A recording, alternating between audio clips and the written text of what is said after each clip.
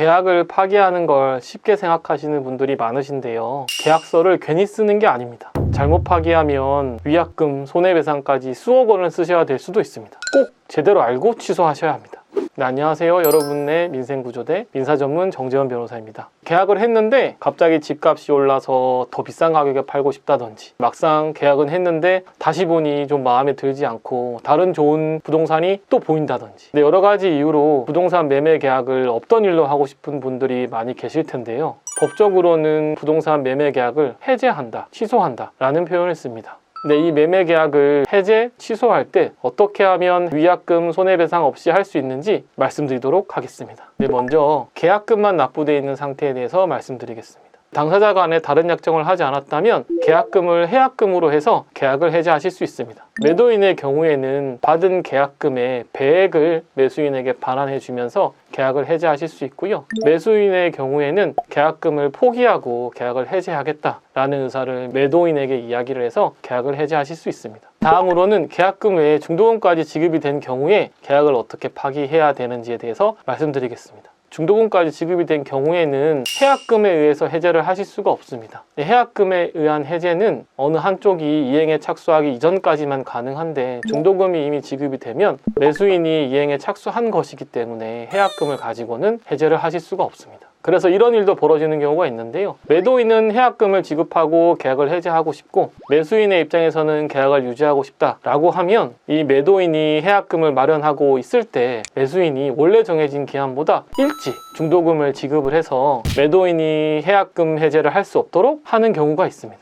이러한 경우에 대해서 판례는 이행기 이전에 이행을 하지로 않기로 한 특약이 없는 한 이 중도금의 지급이 이행으로 유효하게 봐서, 만약에 매수인이 중도금을 지급하게 되면 매도인이 해약금 해제를 할 수 없다라고 보고 있습니다. 이런 사례에도 또 다르게 판단할 경우가 있는데요. 만약에 매도인이 해약금을 마련하고 있을 때 매수인이 그러면 중도금을 지급해야겠다라고 하는 상황에서 매도인이 내가 해약금을 지급하고 해제를 할 거니까 중도금을 지급하지 말아라 라고 미리 매수인에게 말을 해두면, 매수인이 그 말을 좀 무시하고 중도금을 먼저 지급한다 하더라도 매도인이 이미 말해 놓은 게 있기 때문에, 그런 경우에는 매수인을 보호하기보다는 매도인을 보호해서 중도금 지급에도 불구하고 해약금에 의한 해제가 가능하다라고 본 판례들도 있습니다. 그래서 중도금이 지급된 경우에는 계약금만 지급된 경우와는 다르게 해약금에 의한 간단한 해제가 되지 않기 때문에 그때는 다른 사유들로 해제를 하셔야 되는데요. 매도인과 매수인 양 당사자 간에 계약을 해제하기로 하는 협의가 성립이 되면 해제를 할 수 있겠죠. 근데 협의가 가능한 경우는 많지 않을 겁니다.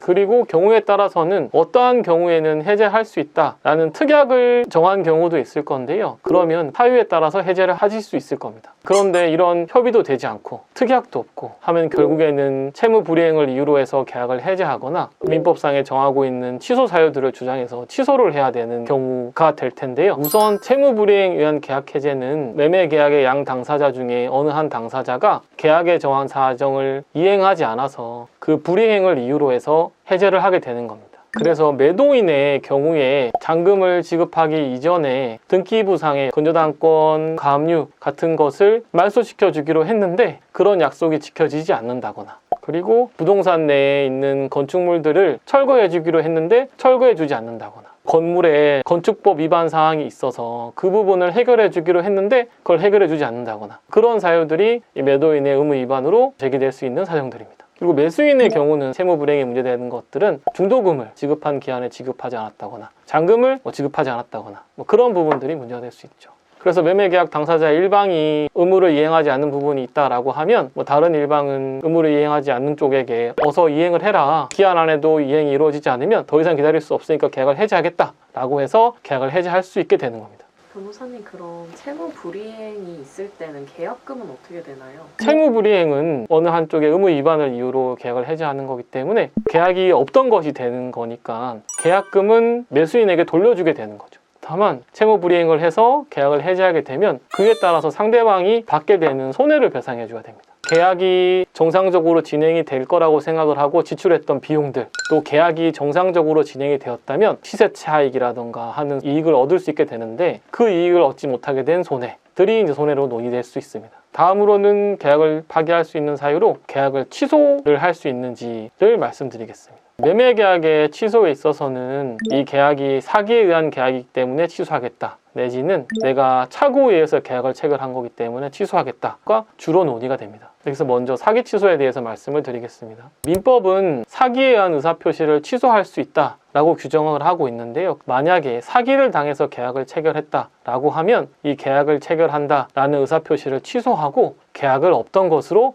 돌릴 수 있습니다. 그래서 만약에 계약을 체결한 이후에 중요한 사정에 대해서 알게 되었거나 매도인이 그러한 부분을 숨기고 말해주지 않았다는 사실을 알게 되었다면 사기에 의한 계약 취소를 적극적으로 주장해 보시는 것이 좋습니다. 다음으로 착오 취소에 대해서 말씀을 드리겠습니다. 민법은 계약 내용의 중요한 부분에 착오가 있다면 이 착오에 의한 의사표시를 취소할 수 있다라고 규정하고 있습니다. 그래서 매매 계약에 있어서도 중요한 부분에 대해서 착오를 하고 계약을 했다라고 하면 계약을 취소하실 수 있습니다. 그래서 착오 취소에 있어서 제일 많이 문제가 되는 게 시가의 착오입니다. 그런데 판례는 시가의 착오 같은 경우에는 동기의 착오에 불과하기 때문에 이걸 이유로 계약을 취소할 수는 없다라고 보고 있습니다. 그래서 원칙적으로는 시가를 착오한 게 있다고 하더라도 계약을 취소하실 수 없는 거죠. 그런데 만약에 시가의 착오를 이유로 계약을 취소하려고 하면 매매 대금 결정의 동기가 계약 내용 중에 좀 표시가 돼서 상대방이 이에 대해서 명확하게 알았다거나 아니면 상대방이 허위의 사실을 고지하거나 해서 착오가 유발된 것과 같은 특수한 사정이 있어야 합니다. 그러면 어떤 내용들은 착오 취소가 인정될 수 있느냐를 좀 말씀드리면 하천 점용 허가 가능성, 개발 제한 구역 해당 여부, 공장, 공동주택, 펜션 등의 건축 허가 가능성, 그리고 불법 건축물에 해당하냐 해당하지 않느냐의 여부, 그리고 공법상의 허가나 제한사항에 대해서 잘못한 경우, 그리고 맹지라고 해서 도로로 나가기 위해서는 다른 사람의 토지를 통해서 나갈 수 있는 상황인데 그 상황에 대해서 좀 잘못한 경우, 그리고 토지의 실제 현황과 지적도상의 경계가 차이가 있는 경우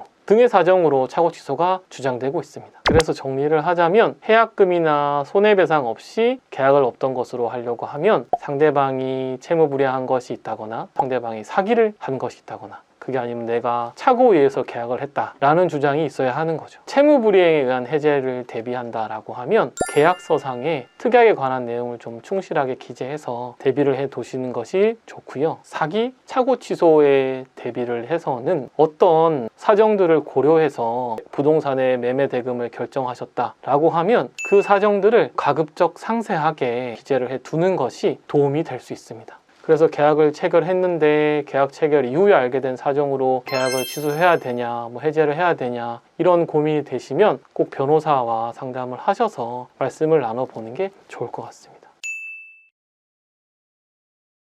관련해서 더 궁금한 점이 있으면 댓글을 달아주시면 답변 드리도록 하겠습니다. 지금까지 여러분의 민생구조대 민사전문 정재현 변호사였습니다. 감사합니다.